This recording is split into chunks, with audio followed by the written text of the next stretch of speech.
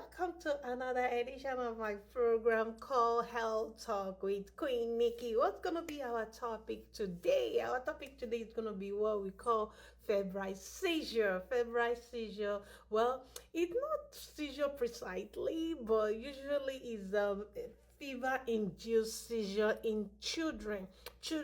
It can be less than 2 years old, from baby to less than 2 years. Oh, let's dive into it. This is my most asked question from my followers, this week. Oh, let's talk about it. So what is fever? We all know fever is when a baby have high temperature after we take the temperature like for several times, and then we notice that the baby have temperature but we couldn't control it, or better still, we missed the max to be able to max down the fever, and then the baby start developing high temperature that result into seizure. So how do we manage it?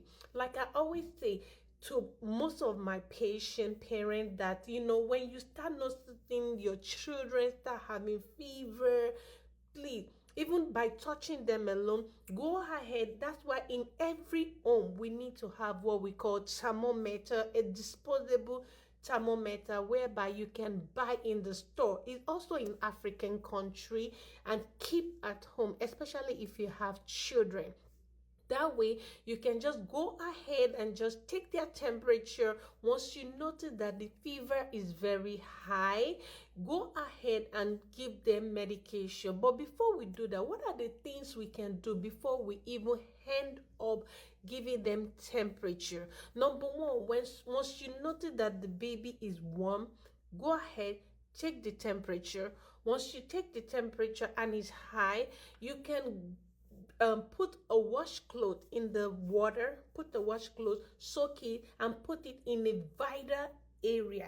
I will tell you those vital area that you can put on children that can lower the temperature a little bit. Even if you give pain medication or fever reducer, you still need to lower the temperature. So what are the places you can put it? You can put it in their forehead like this. Just put the cold washcloth, put it on their forehead, or you can put it in their armpit, the axillary area. You put it there, just put it there. So what I usually do is I will put one right here and put one under their shoulder like this too, and then the groin area in between the leg. Okay, put some there. So it's going to be 5 places: this place and this 2 plates and their groin area. Then you now go ahead and give them fever reducer. Okay, I think that's usually most important thing. Once you do that, then you watch and make sure you recheck the temperature at least 1 hour after you give medication and with this intervention. Now, in the after you've done that, you can now go ahead and hydrate them. Make sure they are well hydrated. Give them water and then let them rest.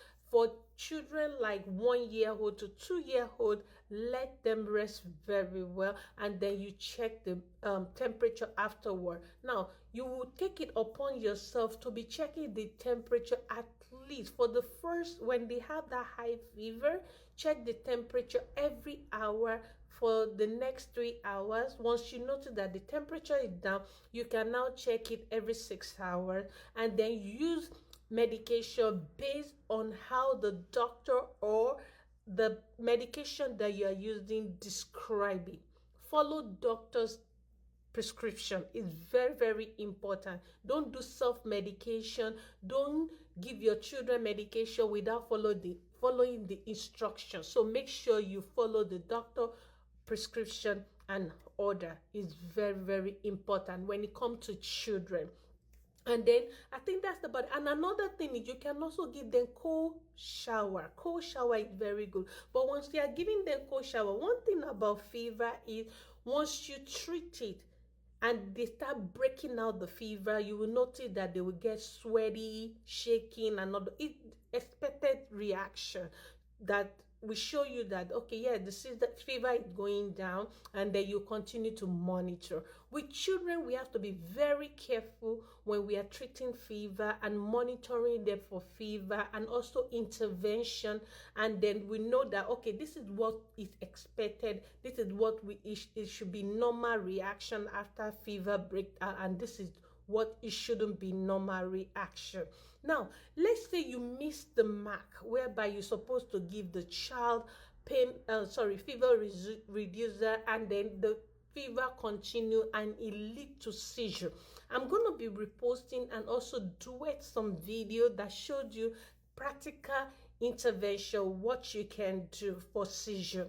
But the bottom line is, for seizure in children with febrile seizure, safety is number one priority. Make sure the environment is safe from cluster object that can injure them, and also monitor the consistent and also the duration of the seizure. Let's say the child has seizure for 5 minutes, the intervention will be different from 2 seconds or 3 seconds or 30 minutes, depending. So what you can do is make sure the area is clean, dry, away from the clutter area that can injure the child, and then document it. How frequent is the seizure? How long is the seizure? And also the kind of seizure they have, because those are the questions the doctor will be asking the parent that witnessed the seizure. Okay, and once the child stop having seizure, take the child to the nearest emergency room, or better still, if you are in overstay, call 911, or your response team, depending on where you are calling from. It's very important. So once you have knowledge about all that, you should be good to go. And then, like I always say, this is for educational purposes. Okay, now you can watch video that further explain or educate you about what to do with a fever in children. Now, the earlier intervention, the better when the child had fever. Okay, the earlier the intervention. So what are the areas that we can check for temperature? That would be the next question people always ask me in children. Okay, now depending on the child, if you have a child like around 6 month old, 4 month old, 3 month old, you can check their temperature in the rectum area. This is the best place that can tell you the exact how high the fever is. So the rectum area, you just put a gel like Vaseline or lubricant gel, put the thermometer in it, it will give you the accurate. That is for a baby from, like, let's say like 3 months, 4 months, 6 months. Okay, now, but other than that, don't use it on a baby. It can rupture their rectum area. So rectal temperature is not good for a baby. It can rupture it. But any child that is above like 8 months, 6 month old upward, you can check it under their handpiece. Just put the thermometer, let their hand close, and then you read the temperature. Very important. Then if the child is like maybe 3-year-old, 4-year-old, or better still, 5-year-old, you can put it in their under their tongue. That's also another best way to check their temperature. Okay, so you can use either mouth, axillary area, or the rectum area for a baby to get the accurate one. Those are the things that the doctor will be asking you if you call them that, hey, my child had fever, what should I do? But in the bottom line, make sure you consult with your doctor, your children pediatrician, immediately the child had fever, on the next intervention and what to do. I hope this video helped. Till I see you guys in my next video, remain blessed, and I hope right now you're empowered on what to do if your child has fever and how to prevent seizure fever. Okay, so check my repost and continue to watch my program repost, share to you mothers out there on management of febrile seizure. Till I see you guys in my next video, remain blessed and God bless you.